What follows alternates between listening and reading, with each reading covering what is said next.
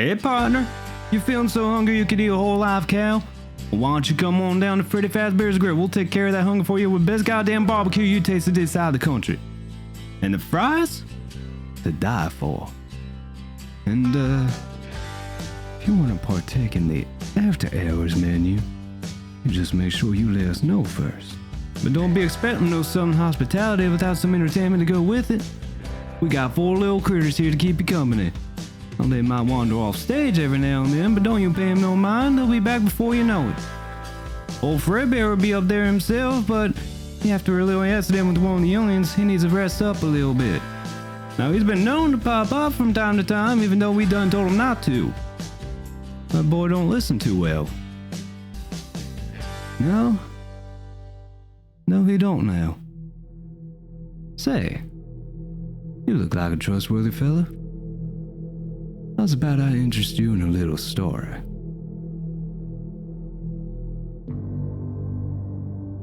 I like creativity. I know that's a pretty crazy thing to say in big 2025, but I do. I like seeing different ideas and different takes on ideas and seeing what people are able to come up with, and I gotta say, A Bite at Freddy's gives a very refreshing take on the whole Five Nights at Freddy's thing in, I'm not kidding, every single way, down to the damn game engine. Unlike most fan games that were made using the Click Team engine, this one was made using the Godot, whichever one, that engine. What does that mean? I don't know, I'm not a game developer, man. It means there's no INI file that you can edit.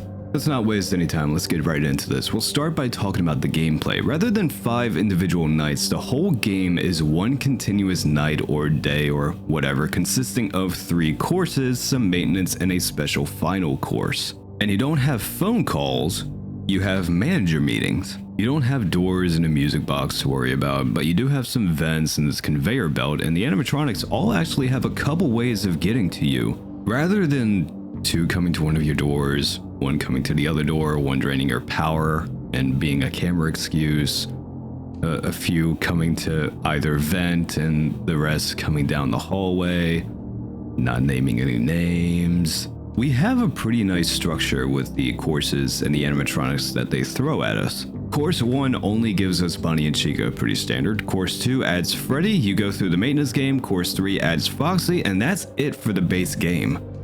The special final course after you complete the game adds Fredbear, but before we talk about them, let's go over what you need to do throughout the game.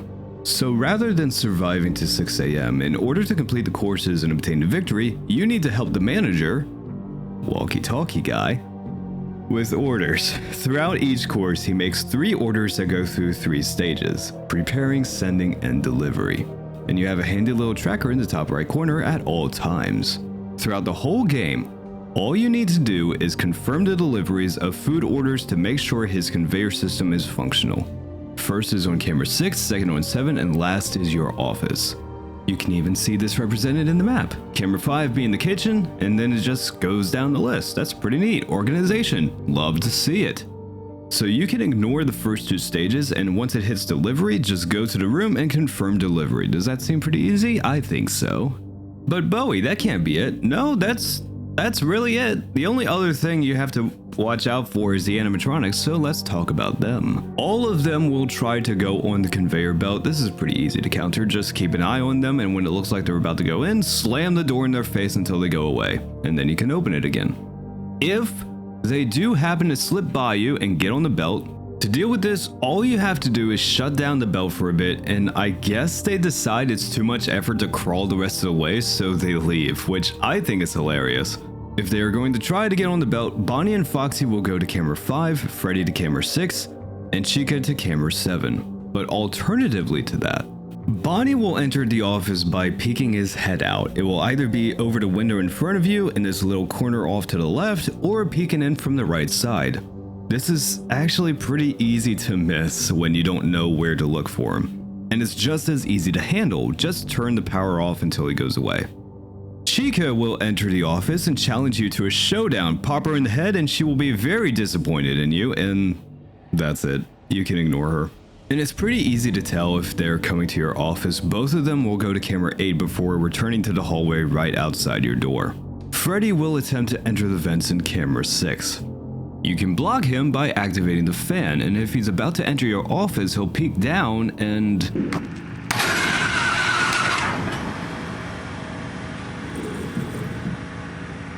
It was at this moment that he knew. He fucked up. You can chop his head off. He has 3 stages in the vents. This one where he's far away, one where he's a little close to the camera, and this one where he's about to enter your office. You can bring the fan down and off goes the head and it lands in your office, which is a fascinating detail. But gameplay wise, well, this is funny. You might not want to do this because if you do, his aggression will increase. If it doesn't jump all the way up to 20, I would be very surprised because it is very easy to die to Headless Freddy. Foxy is, well, he's feeling a little down, you know? That lab of his screwed him up something fierce. He's seen some shit. He just can't take it anymore, so he tries to end it all in the power room by biting the live cables. So you just refresh the cameras and he snaps out of it and goes back to work. There's a chance that he'll get mad about it and crawl into the conveyor belt to yell at you, but it's not all the time. Fredbear, or Threadbear in this game, is a combination of Freddy and Foxy. He'll go into the vents, the power room, and he will also try to go in the conveyor belt. Can't cut his head off though. He's a bit smarter. He will go to either camera 6 or 7 to get on the belt, but he gets confused about how to do it, so if he gets on it, the belt will jam. If that happens, do what you normally do when an animatronic is on the conveyor belt. Stop it. And he will get in the vents directly from camera 4, but that's all of them. Now, since we mentioned Foxy, let's go ahead and talk about power. You may have noticed that instead of a power percentage or a power drain, we have power load. Doing things like closing the doors, stopping the belt, activating the vent fan, and even turning the power off for some reason will cause the power load to gradually rise. If it gets up to 100%, it will overheat and no, the power won't go out. You will simply have to wait for a certain amount of time for it to gradually go down to 0 before you can do any of the listed things again. Not entirely sure why turning the lights off makes the power go up, but whatever. If you fail to stop Foxy from biting the wires, the only thing that will happen is using the cameras will now increase your power usage, and honestly, it might be a strategy to just let him do it sometimes. Some of the fan games out there, and maybe the main games too, give you a camera mechanic that feels like it's just there as an excuse for you to use the camera. Otherwise, there would be no point in having a camera. And the mentality is, it's a FNAF game, it needs to have a camera, even though that's not exactly true. Unlike those, this one, you need to use the cameras to block the animatronics from getting to you. Or do you? Well, yes and no. The only thing you absolutely need to see on the cameras is the vent, because if Freddy or Fredbear get far enough, they will kill you. And obviously you need to be in the cameras to confirm the first 2 orders, but other than that, if you don't block Bonnie and Chica, they'll get on the belt, and as long as you check it every now and then, you'll be able to stop them. Fredbear will jam the belt when he tries to use it, and the rest of the time, Bonnie and Chica will enter your office. All of these occurrences do not require the camera, so it is a valid strategy to just let Foxy bite the wires to get rid of a mechanic to pay attention to. Which, incidentally, is what I did to get through the final course because I simply don't have the reaction speed to block everything. But unlike FNAF 1 or 2, or some other fan games, which I will get to, either option is a valid tactic.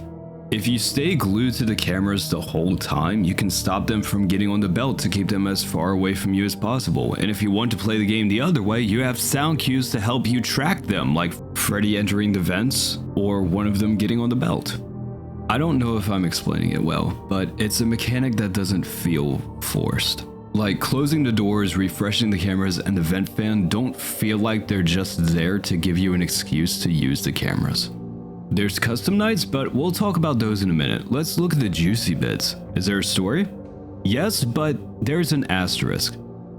Opening the game, we get the manager talking to a guy, our character, that I guess either fixed or renovated the animatronics, so he's just gushing over that, so he invites the guy to stay for a bit for a bite to eat. Evidently, he agrees and even helps the manager out with a few more things while he cooks. Now, the manager warns his guests that the animatronics will move around, but there's no alarm, they're just stretching. Not noticing them ripping themselves from their displays, attempting to get to his guest. But he wards them off, you could say they're barely an inconvenience. We even get some visits from Fredbear, who is retired after the bite of 87. No, he didn't bite anyone. What's wrong with you? Who do you think we are? Some kid went up and bit him, tore his face clean off. Boy's never been right since. Anyway, after eating his fill, the man leaves.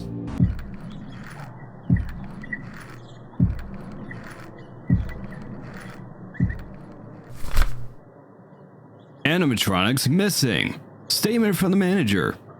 Well, it sure is sad since we just got them fixed up. They've been acting all screwy for years. Honestly, I'm not too shaken up by this myself. The robots are great and all, but food is really the heart of it. Spoken like a true chef. So yeah, obviously it's a short little thing with the robots chasing after our guy. Now, here's that asterisk I mentioned, and if I'm being completely truthful, where I start getting a little disappointed. The developer is making their own little multiple FNAF game story, and this game is the second game of that story. The first one is Fredbear and Friends Left to Rot. I guess I probably should have started with that one. Whoops. So like subtle details aren't gonna make a whole lot of sense if you're just doing this game and nothing else. It's like reading a book you've never seen before from the middle and trying to make sense of it. It just won't happen. I don't want to go over the whole thing right now, but that first game is on my list. We will get to it, and then we can look at the whole overarching story after we get that context.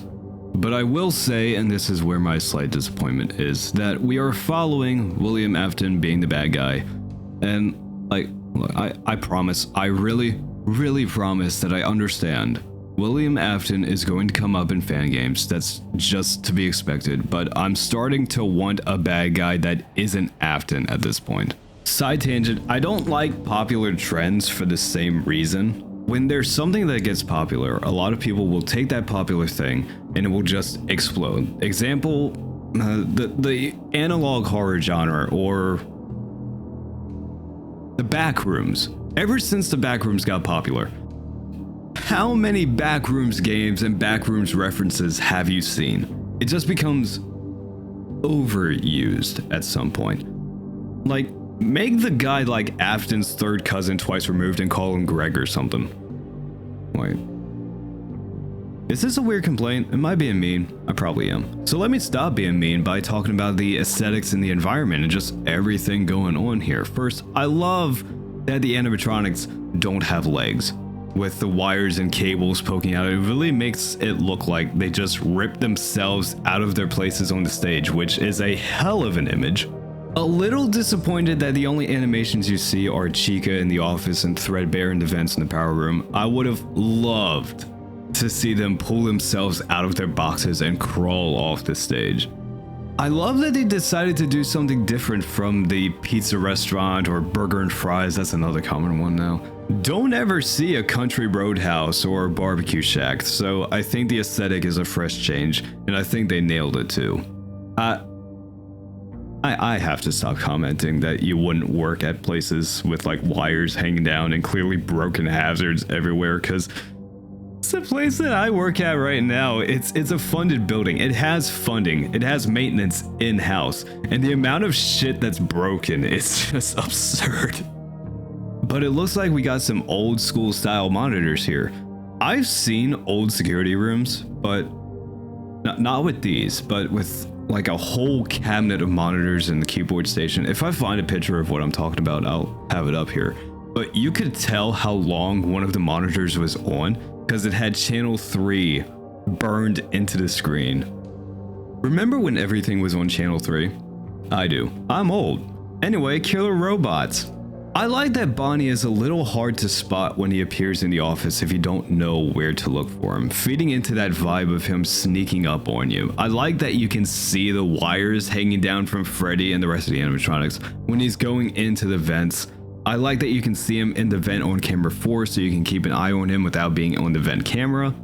I love that Chica will peek up from behind the table, and then I love her expression afterwards. She is not amused. For that matter, I love just about all of their expressions, which is crazy considering they're supposed to be animatronics, and it's all in the eyes. And I love that the characters each have a different aesthetic that isn't just, this one has a guitar, this one has a top hat, this one has a cupcake. Chica's pulling a Wrangler cowgirl from the Old West sporting a comically large hat. Bonnie's a gambler. Freddy's a talk show host. Foxy's a scientist who also looks like he's here to advise you on your tax history. And Fredbear is a music conductor. And there's actually one more character that I need to briefly talk about. The manager. In just about every FNAF fan game and even FNAF 1 through 3 and Pizza Sim, the person that talks to you was always through pre-recorded messages or talking on the phone from some other location. Well, here, the dude's in the building with you the whole time. He's just not really bothered by much, and the animatronics just completely ignore him in their quest to come after you. And I'm sure we'll get more insight about that one once we look at the first game and connect the pieces together, but without the lore context, that's just hilarious. Just like it's also hilarious that the manager is represented by a radio wearing a cowboy hat, and that the only thing you can see of him in the cameras is his hat. But he's there with you. And guess what? These phone call segments are handled differently as well. Rather than fully voice-acted lines from a guy welcoming you to a company, reading a legal notice, and telling you that things are gonna kill you, well, I'll just play it through. Howdy. Well,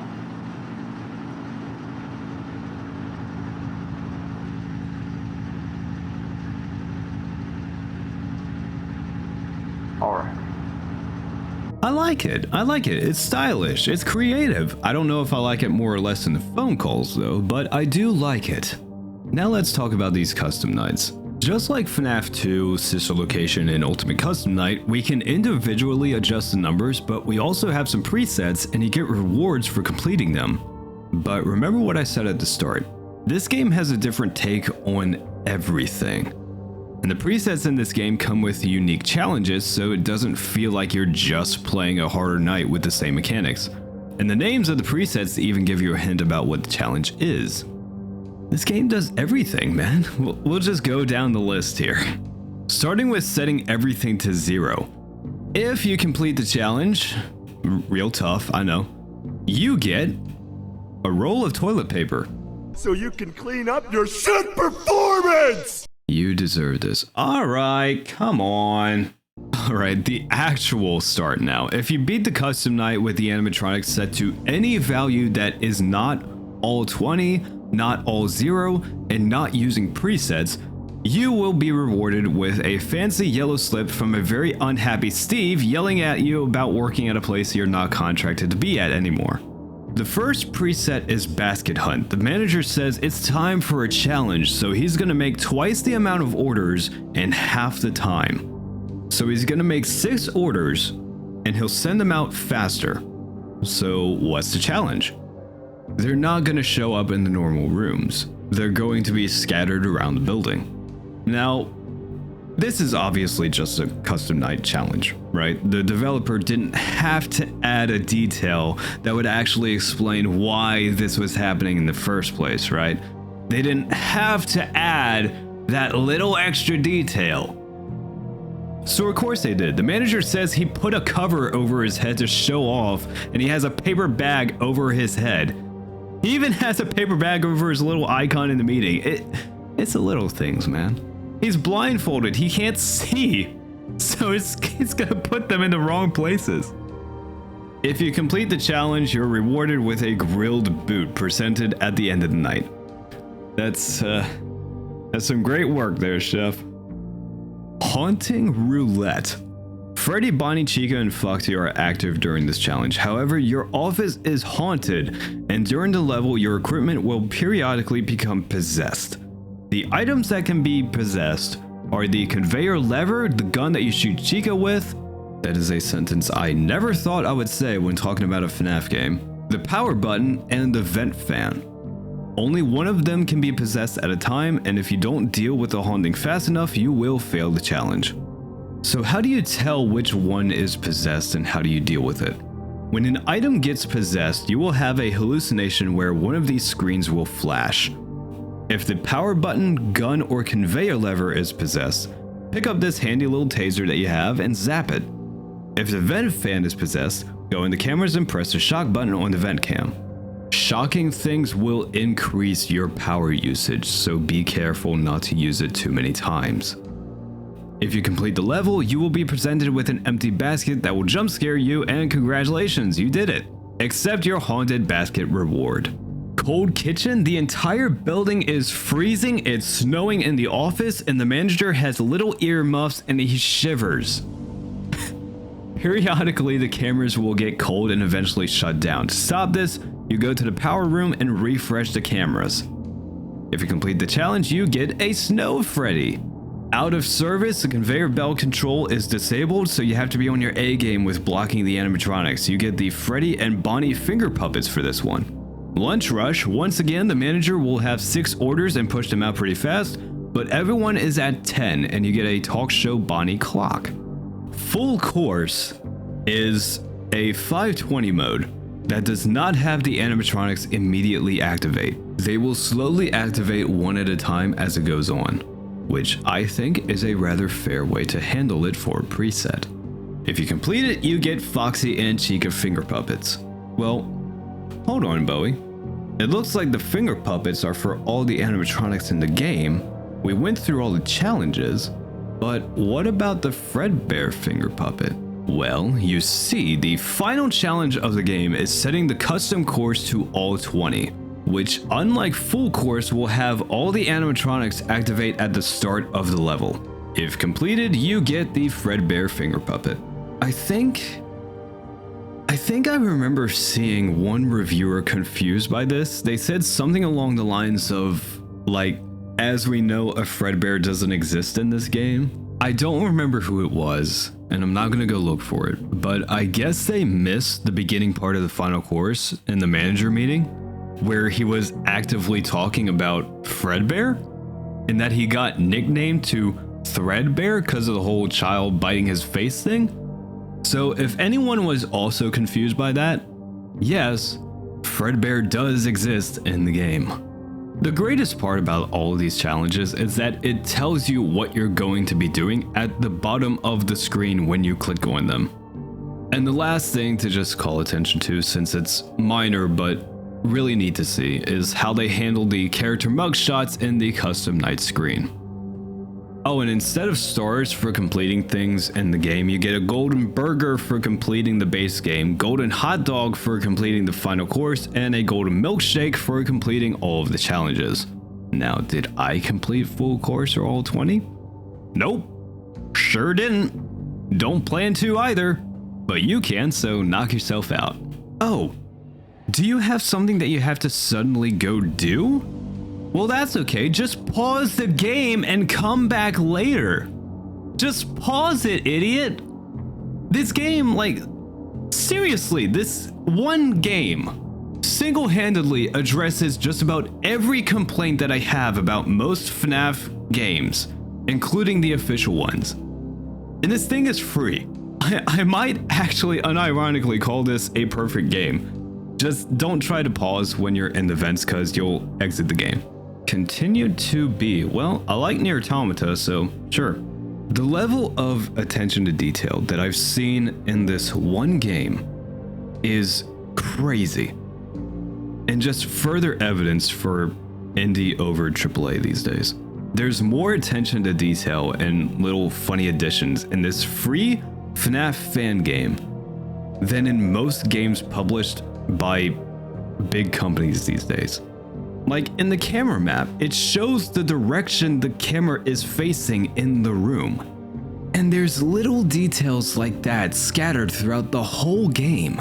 Ideas that are even just a little bit different from the source material is what makes these fan games refreshing compared to, well, you know. That's not to discredit the work that the developers of those games put in, but some original creativity will always be preferred.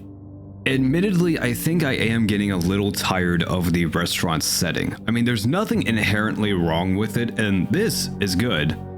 And it might be an issue of me just seeing the hundreds of fan games that are out there, but it's overused at this point, you know? We gotta have something different, something that makes sense. There's one idea that I can think of that no one has done yet. You wanna know what it is? Oh, it's perfect. There's so many things you could do with it. And it makes a little more sense having a night guard there. A museum. I mean, think about it. Has anyone seen Night at the Museum? Perfect. So just make that horror and FNAF, and there you go. I'm just saying. I had a really interesting experience with this game. Like, my reaction time has gotten slower. I was made painfully aware of that playing this game, because I just could not get past the final course. I just couldn't get to everything in time. I was fully prepared to say, hey, I couldn't get further than this point, so I'm just going to use this other person's gameplay and talk about everything else. But there was this little voice in the back of my head that just wouldn't let me do that. And that's how I found out about just not using the cameras and letting Foxy bite the wires. Is the game scary? Not really. I don't think so. But I don't think it was meant to be scary a whole lot. I think it's meant to be more amusing but still stressful rather than scary. Though it does have its moments. Do I jump when they pop out at me? Hell yeah! Because if they can get to me, it's because they slipped by when I was dealing with the others, so I didn't know they were there. So, not upset about the jump scares here. I think they're decent. But they're jump scares from them getting past you while you're at a heightened stress level from just managing the animatronics, not from a horror environment. At least for me. I think that could be argued to be subjective. I am willing to sit the fuck down for that one. Really, really good game. Like I said, I think this is just about as perfect as you could get. And it's even available on all operating systems, including Linux, which is great for me. Oh god. But yeah, that's all from me. If you'd like to see the gameplay without my fat head in the way, you can find it on the second channel once it gets uploaded in the coming days. If you would like to get more reliable notifications of when I upload videos like these, you should come on over to my Discord server. And this has been a pretty good fucking start for looking at these fan games, so let's see which one we'll look at next. No, this is gonna be close. It's gonna be between either Freddy's Reanimated, Those Nights at Rachel's, or 5 Nights at Candy's. I'll see you then.